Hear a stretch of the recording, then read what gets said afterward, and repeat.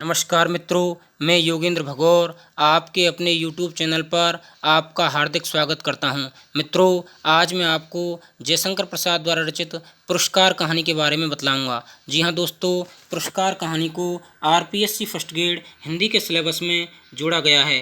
जी हां दोस्तों, पुरस्कार कहानी से पूर्व मैं आपको जयशंकर प्रसाद जी का जीवन परिचय एवं लेखक परिचय के बारे में बतलाऊंगा। जी हाँ दोस्तों, जयशंकर प्रसाद जी का जन्म 30 जनवरी सन 1889 को वाराणसी उत्तर प्रदेश राज्य में हुआ। जी हाँ दोस्तों, जयशंकर प्रसाद जी श्रेष्ठ कवि, नाटककार, उपन्यासकार तथा निबंधकार थे।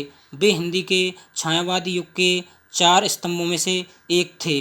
अगर उनकी काव्य कृतियों की बात करें तो आंसू, झरना, लहर, कानन कुसुम, चित्राधार, प्रेम पथिक, कंकाल, तितली, इरावती एवं कामानी जैसे महाकाव्य उन्होंने लिखे।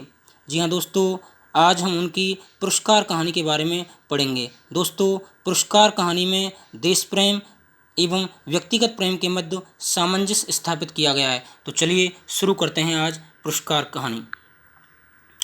आर्द्रा नक्षत्र, आकाश में काले काले बादलों की घुमड़, जिसमें देव दुदुम्बी का गंभीर घोष, प्राची के एक नृब्ध कोने से स्वर्ण पुरुष झांकने लगा।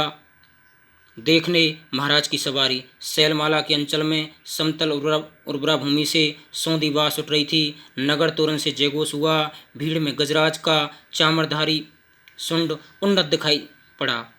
वह हर्ष और उत्साह का समुद्र हिलोर भरता हुआ आगे बढ़ने लगा। प्रभात की हिम किरणों से अनुरंजित नन्ही नन्ही बूंदों का एक झोंका स्वर्ण मल्लिका के समान बरस पड़ा। मंगल सूचना से जनता ने हर्ष ध्वनि की। रथों, हाथियों और अश्वारोहियों की पंक्ति जम गई। दर्शकों की भीड़ भी कम नहीं थी। गजराज बैठ गया। सीढ़ियों से महाराज उतरे।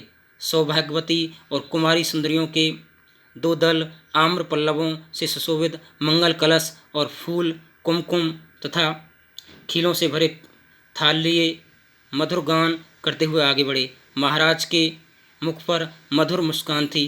पुरोहित वर्ग ने स्वस्तन किया। स्वर्ण रंजित हल्की मूठ पकड़कर महाराज ने जुते हुए सुंदर पुष्ट बैलों को चलने का संकेत दिया। बाजे बजने लगे। किशोरी कुमारियों ने खीलों और फूलों की वर्षा की। देखिए, बड़ा मनोहारी दृश्य का वर्णन किया कर रहे हैं लेखक। कौशल का यह उत्सव प्रसिद्ध था। देखिए दोस्तों, लेखक यहाँ कौशल के उत्सव के बारे में बतलाना चाह रहा है। एक दिन के लिए महाराज को कृषक बनना पड़ता। उस दिन इंद्र पूजन की धूमधाम होती। गोठ होती। नगर निवासी उस पहाड़ी भूमि में आनंद मनाते। प्रतिवर्ष कृषि का यह महोत्सव उत्साह से संपन्न होता। दूसरे राज्यों से भी युवक राजकुमार इस उत्सव में बड़े चाव से आकर योग देते थे। देखिए, कौशल में उत्सव बनता है। इस उत्सव में क्या दूसरे राज्यों से भी राजकुमार देखने आया करते थे। मगध का एक राजकुमार अरुण अपने रथ पर बैठा बड़े कौतूहल से यह दृश्य देख रहा था। देखिए, कहानी में बताया गया मगध का एक राजकुमार है अरुण, वो इसमें इस दृश्य को देख रहा है। यहाँ बीजों का एक थाल लिए कुमारी मधुलिका महाराज के साथ थी। बीज बोते हुए महाराज जब हाथ बढ़ाते तब मधुलिका अपने सामने थाल कर देती। महाराज बीज बोते और मधुलिका क्या आगे थाल कर देती।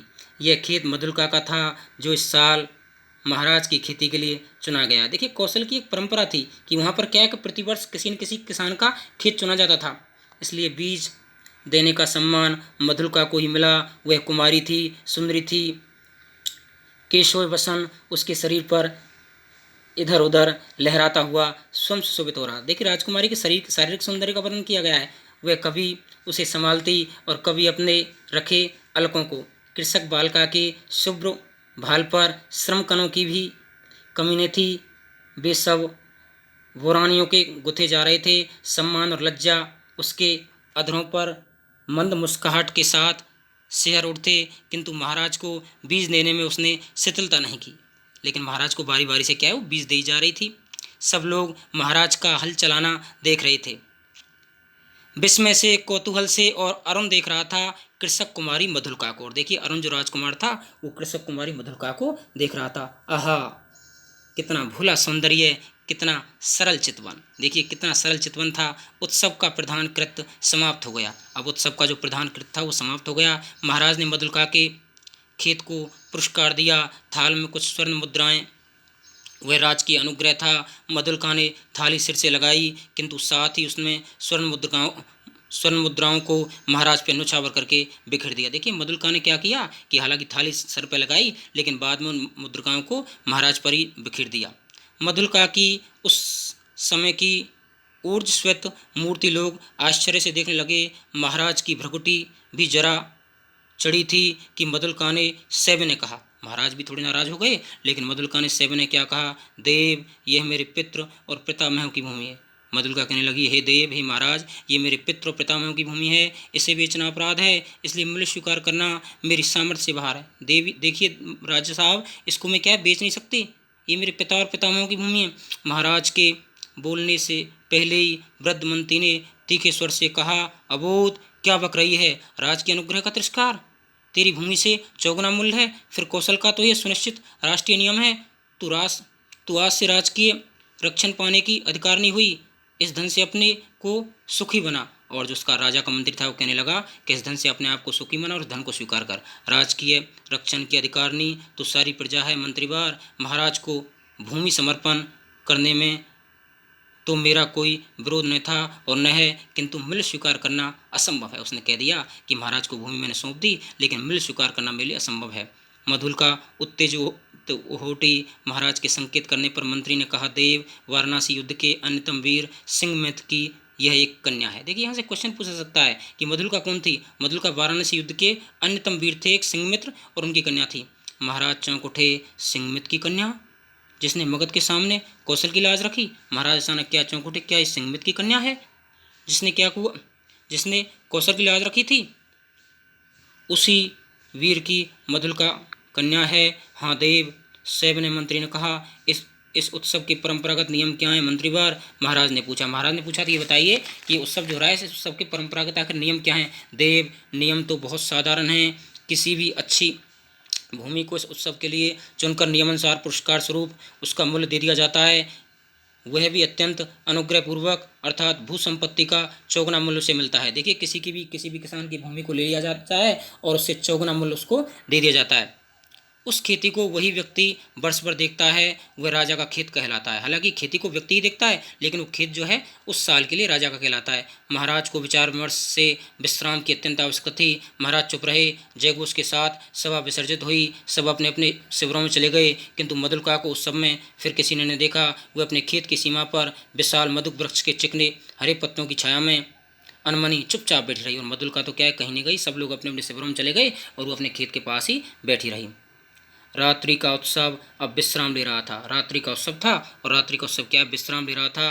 राजकुमारी उसमें सम्मिलित नहीं राजकुमार उसमें सम्मिलित नहीं हुआ, अपने विश्राम भवन में जागरण कर रहा था। देखिए जो राजकुमार आया था वो राजकुमार क्या उसमें सम्मिलित नहीं हुआ, और वो अपने जो है उसमें जागरण कर रहा था अपने भवन में। आंखों में नींद नहीं थी।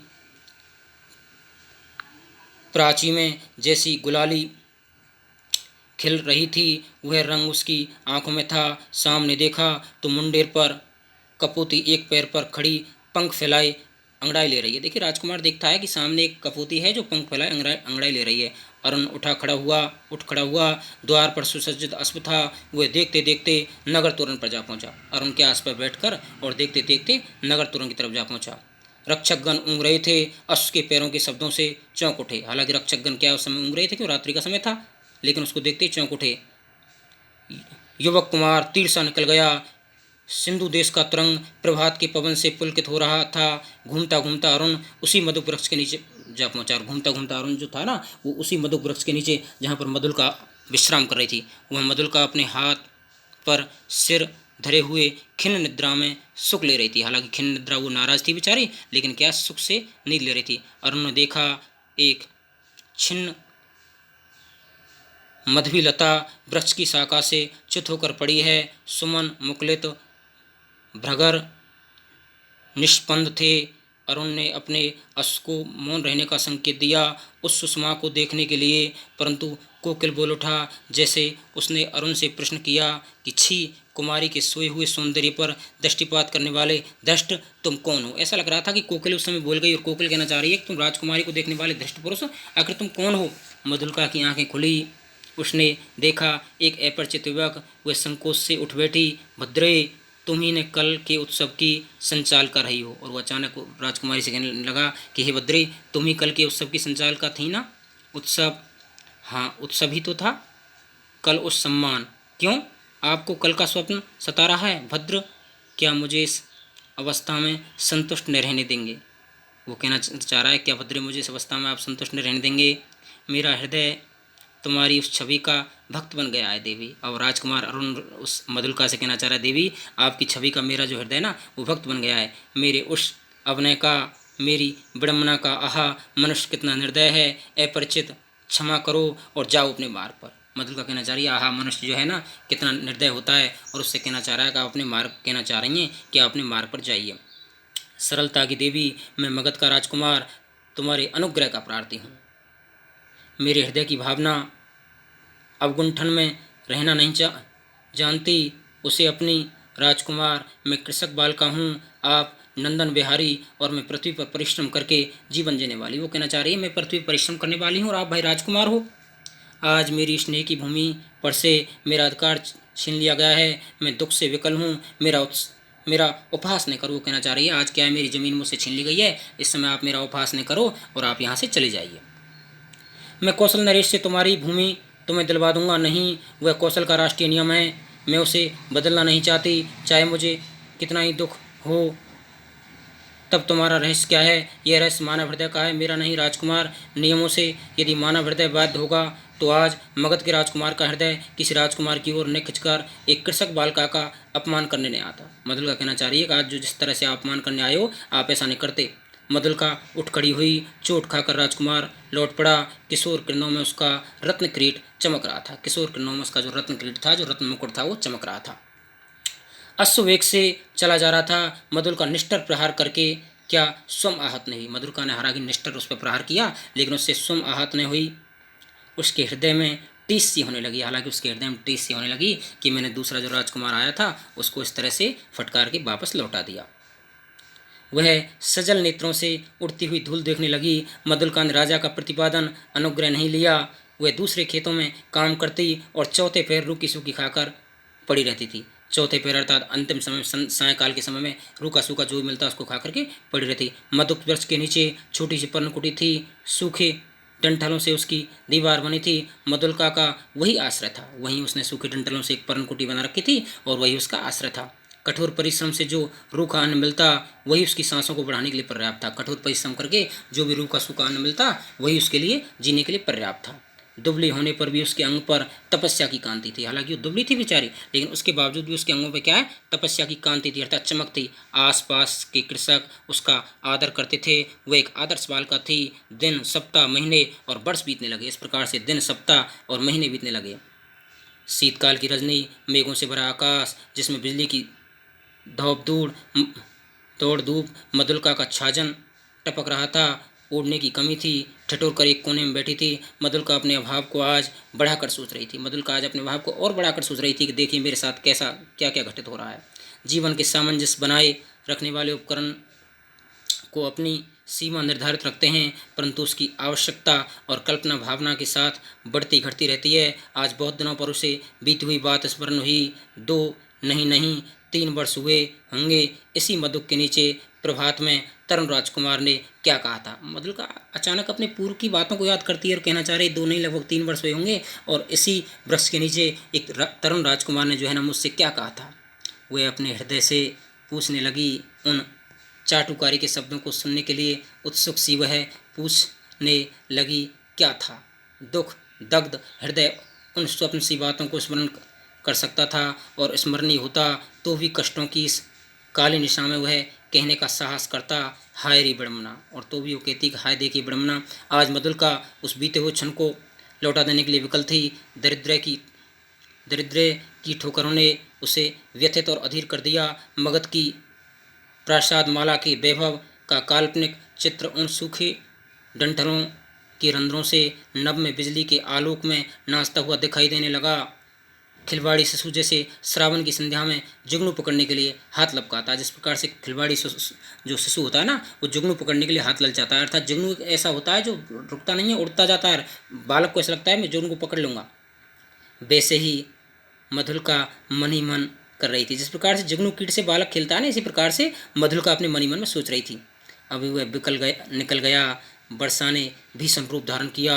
गड़गड़ाहट बढ़ने लगी। ओले पड़ने की संभावना थी। मधुलिका अपनी जर्जर झोंपड़ी के लिए कांप उठी। सहसा बाहर कुछ शब्द हुआ। अचानक क्या गर्जना हुई और भीषण बरसात हो रही है और बाहर कुछ शब्द हुआ। कौन है यहाँ? पथिक को आश्रय चाहिए। मधुलिका ने डंठलों का कपाट खोल दिया। बिजली चमक उठी। उसने देखा एक पुरुष घोड़े की डोर पकड़े खड़ा है। सहसा वह चिल्ला उठी, राजकुमार। अचानक देखती है कि कौन खड़ा हुआ है। वो देखती है तो वापस हुई अरुण राजकुमार उसको सामने खड़े दिखाई देता है। मधुलिका, आश्चर्य से युवक ने कहा। एक क्षण के लिए सन्नाटा छा गया। मधुलिका अपनी कल्पना को सहसा प्रत्यक्ष देखकर चकित हो गई। इतने दिनों के बाद आज आप फिर, और वो कहने लगी कि इतने दिनों के बाद आज आप फिर आए हो। अरुण ने कहा, कितना समझाया मैंने, परंतु अरुण ने कहा, मैंने आपको कितना समझाया, परंतु आपने मधुलिका अपनी दयनीय अवस्था पर संकेत करने देना नहीं चाहती। उसने कहा, और आज आपकी है क्या दशा? सिर झुकाकर उन्होंने कहा, मैं मगध का विद्रोही निर्वासित कौशल में जीविका खोजने आया हूँ। कहने लगा कि मैं मगध का विद्रोही हूँ और जो है ना, यहाँ पर अपने जीविका खोजने आया हूँ। मधुलिका उस अंधकार में हंस पड़ी। मगध के विद्रोही राजकुमार का स्वागत करे एक अनाथन कृषक बालिका, यह भी एक विडम्बना है, तो भी मैं स्वागत के लिए प्रस्तुत हूँ। कहना चाह रही है हालांकि ये विडम्बना है, लेकिन फिर भी मैं स्वागत के लिए प्रस्तुत हूँ। शीतकाल की निस्तब्ध रजनी, कोहरे से धुली हुई चांदनी, हाड़ कांप देने वाला समीर, तो भी अरुण और मधुलिका की वाणी में उत्साह था, किंतु अरुण जैसे अत्यंत सावधान होकर बोलता। मधुलिका ने पूछा, जब तुम इतनी विपन्न अवस्था में हो तो फिर इतने सैनिकों को साथ रखने की क्या आवश्यकता? वो मधुलिका उसे क्वेश्चन कर रही है, पूछ रही है कि जब तुम इतनी विपन्न अवस्था में हो, तुम इतने सैनिकों को अपने साथ क्यों रखते हो? मधुलिका, बाहुबल ही तो वीरों की आजीविका है। और वो बताना चाह रहे हैं कि बाहुबल ही तो वीरों की आजीविका। इस प्रकार से राजकुमार कह रहा है, ये मेरे जीवन मरण के साथी हैं, भला मैंने कैसे छोड़ देता और करता भी क्या? राजकुमार प्रत्युत्तर में देता है कि क्या है, मेरे जीवन मरण के साथी हैं। क्यों? हम लोग परिश्रम से कमाते और खाते। अब तो तुम भूल न करो, मैं अपने बाहुबल पर भरोसा करता हूँ, नए राज्य की स्थापना कर सकता हूँ, निराश क्यों हो जाऊँ? और उनके शब्दों में कंपन था। वो जैसे कुछ कहना चाहता था पर कह न सकता था। और उनके शब्दों में क्या कुछ कंपन था, वो कुछ और आगे कहना चाहता था लेकिन कह नहीं पाया।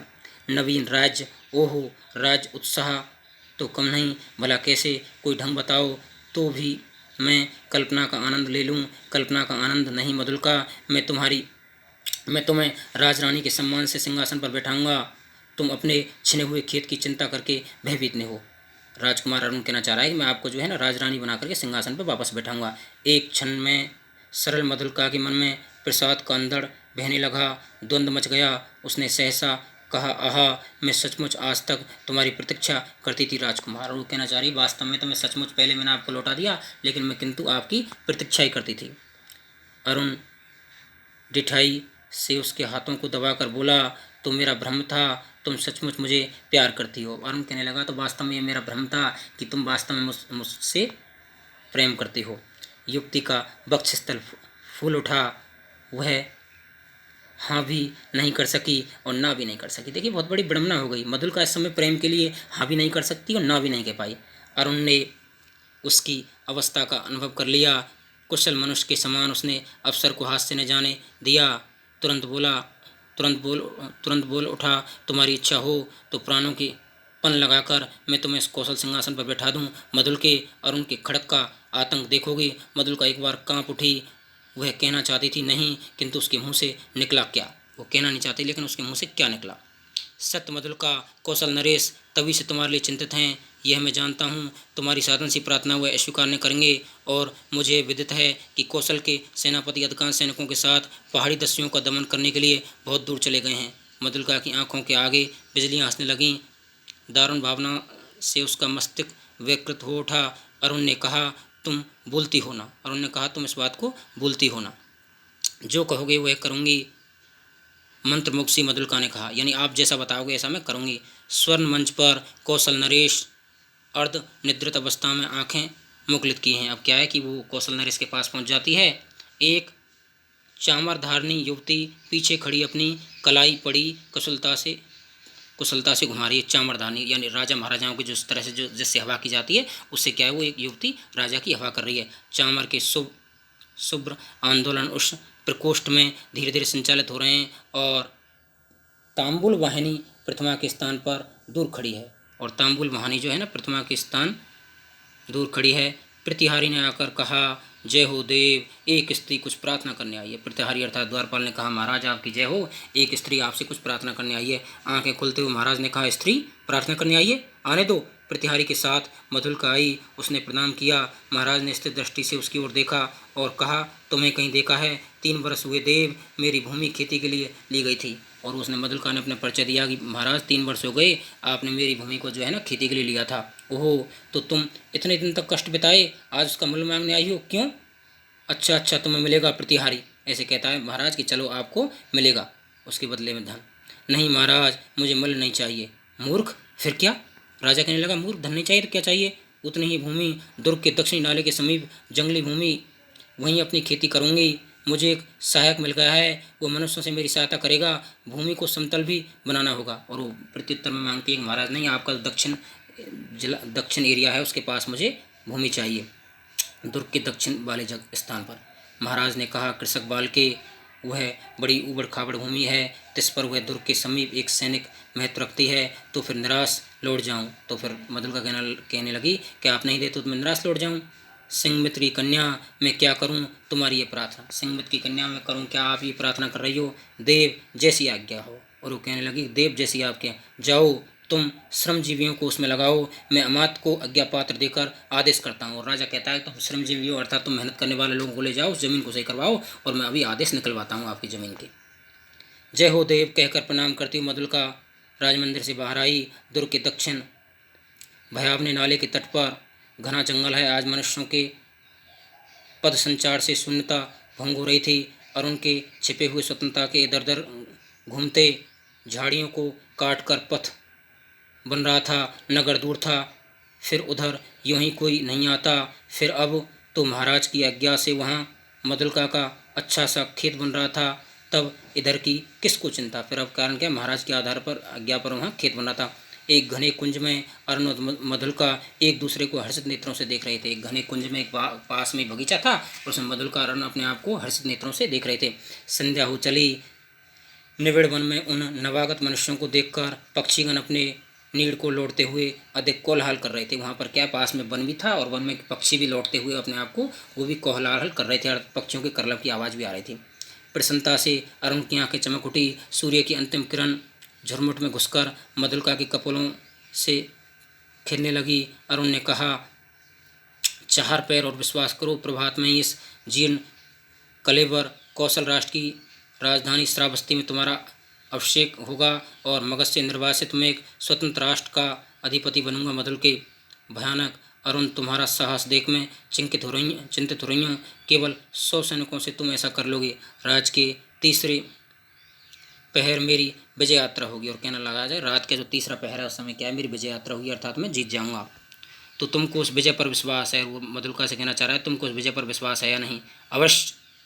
तुम अपनी झोंपड़ी में यह रात बिताओ, प्रभात से तो राजमंदिर ही तुम्हारा लीला निकेतन होगा। वो कहने लगा, अब तो तुम रात को इस तुम्हारी झोंपड़ी में बिताओ, और प्रभात से तुम्हारा ही निकेतन होगा राज।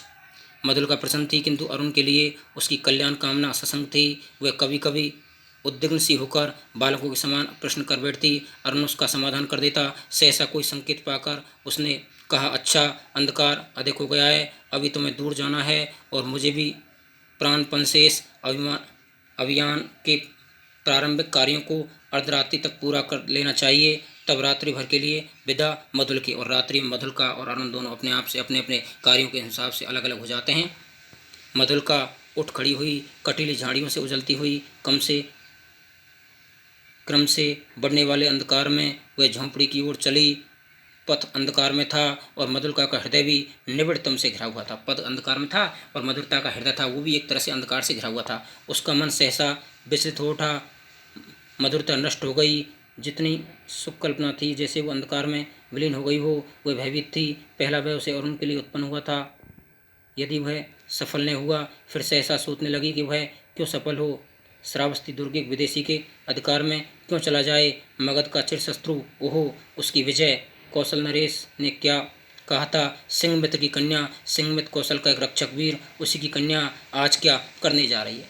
अचानक मधुलिका अपने बारे में कहती है कि मेरे पिताजी के बारे में जब राजा इस तरह के सोचेंगे कि सिंहमित्र की कन्या ये आज क्या करने जा रही है।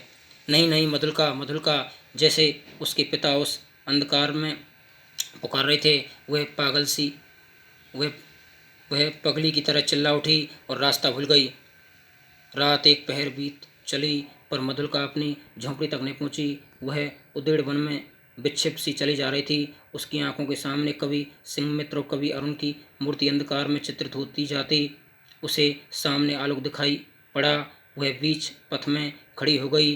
प्राय 100 उल्काधारी अश्वारोही चले आ रहे थे और आगे आगे एक वीर अधेड़ सैनिक था। उधर से क्या राजा के सैनिक आ रहे थे। उसके बाएं हाथ में अश्व की वल्गा थी, अर्थात उसकी जो जो डोर होती है, और दाहिने हाथ में नग्न खड़क थी। अत्यंत वीरता से वह टुकड़ी अपने पथ पर चली आ रही थी, परंतु मधुलिका बीच पक्ष में हिली नहीं।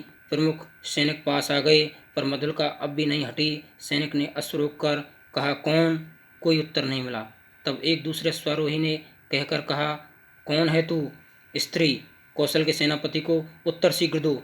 रमणी जैसे विकारग्रस्त स्वर में चिल्ला उठी, बांध लो, मुझे बांध लो, मेरी हत्या करो, मैंने अपराध किया है।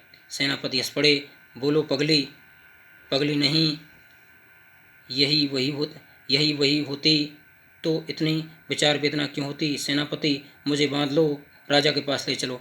क्या है? स्पष्ट कहे। श्रावस्ती का दुर्ग एक पहर में दस्युओं को हस्तगत हो जाएगा। दक्षिण नाले के पार उसका आक्रमण होगा। सेनापति चौंक उठे। उन्होंने आश्चर्य से पूछा, तू क्या कह रही है? मैं सत्य कह रही हूँ, शीघ्रता करो। सेनापति ने 80 सैनिकों को नाले की ओर धीरे धीरे बढ़ने की आज्ञा दी और स्वयं 20 अश्वारोहियों के साथ दुर्ग की ओर बढ़ा। मधुलिका एक अश्वारोही के साथ बांध ली गई, अर्थात एक अश्वारोही ने मधुलिका को बांध लिया। श्रावस्ती का दुर्ग कौशल राष्ट्र का केंद्र इस रात्रि में अपने विगत वैभव का स्वप्न देख रहा था। भिन्न राजवंशों ने उसके प्रांतों पर अधिकार जमा लिया। अब वह केवल कई गांवों का अधिपति है और फिर उसके साथ कौशल के अतीत की स्वर्ण गाथाएं लिपटी हैं। और वही लोगों की ईर्ष्या का कारण है। जब थोड़े से अश्वारोही बड़े वेग से आते हुए दुर्ग द्वार पर रुके, तब दुर्ग के प्रहरी चौंक उठे। उल्का के आलोक में उन्होंने सेनापति को पहचाना। द्वार खुला। सेनापति घोड़े की पीठ से उतरे। उन्होंने कहा, अग्निसेन, दुर्ग में कितने सैनिक होंगे? सेनापति की जय हो। 200। उन्हें शीघ्र एकत्र करो, परंतु बिना किसी शब्द के। 100 को लेकर तुम शीघ्र ही चुपचाप दक्षिण की दुर्ग की ओर चलो। आलोक और शब्द न हो। सेनापति ने मधुलिका की ओर देखा। वह खोल दी गई। सेनापति ने मधुलिका के ऊपर देखा, ये तो मधुलिका है, तो मधुलिका को क्या छोड़ दिया गया? वे अपने पीछे आने का संकेत सेनापति राजमंदिर की ओर बढ़े। पृथ्वी ने सेनापति को देखते ही महाराज को सावधान किया। वे अपनी सुख निद्रा के लिए प्रस्तुत हो रहे थे, किंतु सेनापति और साथ में मधुलिका को देखते ही चंचल हो उठे। सेनापति ने कहा, जय हो देव, इस स्त्री के कारण मुझे इस समय उपस्थित होना पड़ा। तुरंत वो राजा के पास जाता है और वो कहना चाहता है, जय हो देव। महाराज ने नेत्रों से देखकर कहा, सिंहमित्र की कन्या, फिर यहाँ क्यों? क्या तुम्हारा खेत नहीं बन रहा है? कोई वादा है? सेनापति, मैंने दुर्ग के दक्षिण नाले के समीप की भूमि से दे दी थी। क्या उसी संबंध में तुम कुछ कहना चाहते हो? देव, किसी गुप्त शत्रु ने उसी की ओर आज की रात में दुर्ग पर अधिकार कर लेने का प्रबंध किया है और इसी स्त्री ने मुझे पथ में यह संदेश दिया था। वो कहना चाह रहा है, देव, इसी स्त्री ने अर्थात इसी मधुलिका ने संदेश दिया है कि कोई व्यक्ति जो है दुर्ग को दक्षिण को पर कब्जा करना चाहता है। राजा ने मधुलिका की ओर देखा। वह कांप उठी। घृणा और लज्जा से वह गड़ी जा रही थी। राजा ने पूछा, मधुलिका, ये सत्य है? हाँ देव। राजा ने सेनापति से कहा, सैनिकों को एकत्र करके तुम चलो, मैं अभी आता हूँ। सेनापति के चले जाने पर राजा ने कहा, सिंहमित्र की कन्या, तुमने एक बार फिर कौशल का उपकार किया। राजा फिर कहता है, सिंहमित्र की वीर कन्या, तुमने एक बार कौशल पर फिर जो है कौशल पर एक तरह से तुमने जो है कौशल का स्वागत किया, अर्थात कौशल की रक्षा की है, फिर एक बार उपकार किया है। वह सूचना देखकर तुमने पुरस्कार का काम किया है। अच्छा, तुम यहीं ठहरो, पहले उन आतताइयों को प्रबंध करता हूँ। और मधुलिका से कह दिया कि तुम यहीं ठहरो, पहले उन आतताइयों को प्रबंध करता हूँ। अपने साहसिक अभियान में अरुण बंदी हुआ और दुर्ग उल्का के आलोक में अतिरंजित हो गया। भीड़ ने जयघोष किया। सबके मन में उल्लास था। श्रावस्ती दुर्ग आज एक दस्यु के हाथ में जाने से बचा था। अबाल वृद्ध नारी आनंद से उन्नत हो उठे। उषा के आलोक में सभा मंडप दर्शकों से भर गया। बंदी अरुण को देखते ही जनता ने रोष से हुंकारते हुए कहा, वध करो। राजा ने सबसे सहमत होकर अज्ञाति प्राणदंड दो मधुलिका बुलाई गई। वह पागल सी आकर खड़ी हो गई। कौशल नरेश ने पूछा, मधुलिका, तुझे जो पुरस्कार लेना है मांग। वह चुप खड़ी रही। राजा ने कहा, मेरी निज की जितनी खेती है मैं सब तुझे देता हूँ। मधुलिका ने एक बार बंदी अरुण की ओर देखा। उसने कहा, मुझे कुछ नहीं चाहिए। अरुण हंस पड़ा। राजा ने कहा, नहीं, मैं तुझे अवश्य दूंगा, मांग लो। यानी राजा कहना चाह रहा, जो भी मांगना है मांग लो, तो मुझे भी प्राण दंड मिले। कहती हुई वह बंदी अरुण के पास खड़ी हो गई। कहते हुए क्या, वो बंदी जो अरुण था उस अरुण के पास खड़ी हो गई। अर्थात यही कहानी समाप्त हो जाती है। देखिए दोस्तों, आशा करता हूँ आपको हमारी कहानी अच्छी लगी होगी। कहानी अगर अच्छी लगी है, कहानी को लाइक कीजिए, बेल आइकन प्रेस कीजिए। धन्यवाद दोस्तों।